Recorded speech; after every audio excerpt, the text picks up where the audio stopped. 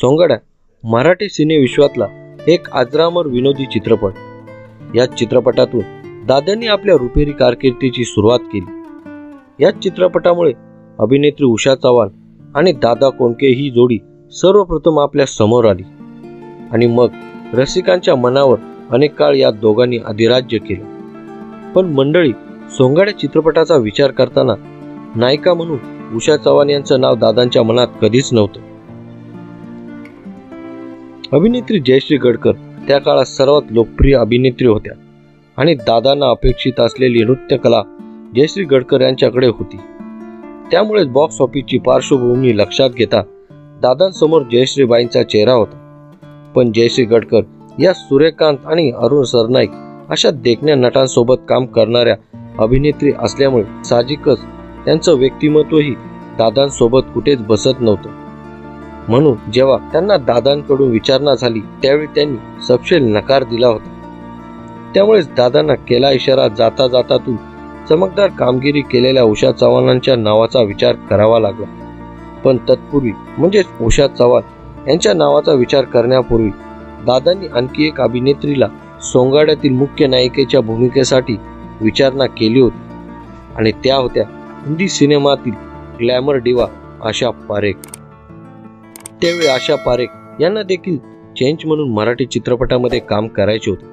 ही गोष्ट दादा कोंडकेंनी कुठून तरी ऐकली होती। त्यामुळे ते आशा पारेख यांना भेटायला गेले। जेव्हा आशाजींना सोंगाड्या सिनेमाची कथा त्यांनी ऐकवली तेव्हा आशा पारेख यांना सुद्धा ती खूप आवडली होती। त्यामुळे दादांना मोठ्या उत्साहाने त्यांनी विचारलं की आपल्या सिनेमात नायक म्हणून नक्की कोण आहे। दादांनी उत्तर दिलं, मी स्वतःच मुख्य नायक म्हणून काम करतोय। दादांचे हे उत्तर ऐकताच आशा पारेख यांच्या कपाळावर एकदम आट्या पडल्या, ज्या पाहून पुन्हा दादांना सिनेमाच्या मुख्य नायिकेच्या भूमिकेसाठी विचारायची त्यांची हिंमतच झाली नाही। आणि मग तेव्हाच्या मराठी किंवा अन्य कोणत्याच नायिकेला माझी नायिका म्हणून भूमिका करशील का हे त्यांनी कधीच विचारले नाही।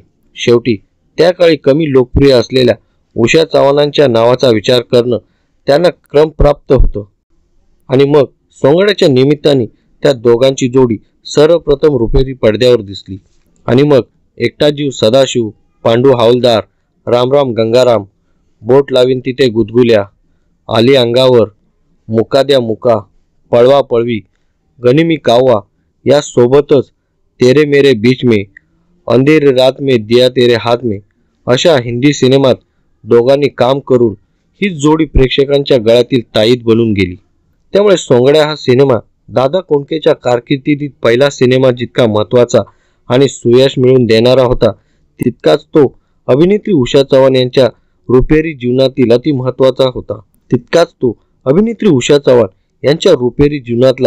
महत्त्वाचा होता।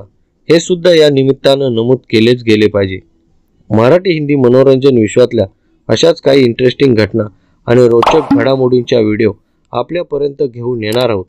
त्यासाठी पाहत राहा आपली फिल्मी दुनिया। मित्रांनो, चॅनेलला सबस्क्राईब करायला विसरू नका। जय हिंद, जय महाराष्ट्र।